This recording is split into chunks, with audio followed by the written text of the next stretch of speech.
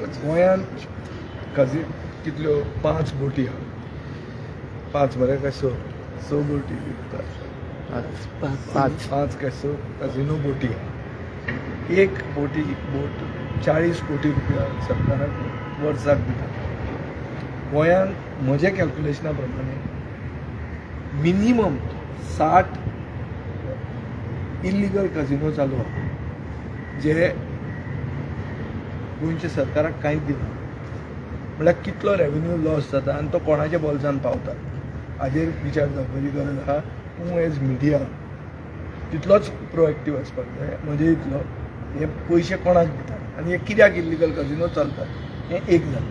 दुसरें, कझिनोज on land हे live gaming चालू आहा, हें आमचे कडेन प्रूफ आहा. लँड कझिनोन लायव्ह गेमींग चलता सरकाराच्या प्रोटेक्शनान, पुलीस प्रोटेक्शनान आनी हप्ते वता. हो जालो दुसरो इशू. तिसरो इशू म्हणटा तो कितें, कझिनो इंडस्ट्रीक आनी एक चॅलेंज म्हणटा ती ऑनलायन गेमींग.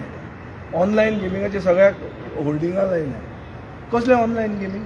कोणाक टॅक्स फारीक करतात ते? खंय ऑनलायन गेमींग लिगल म्हूण सांगतात?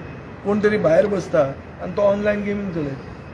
So what is the meaning of this? So online gaming, illegal casinos which are locally slot machines which are being used, and third is live gaming happening in big hotels which have got slot machine license.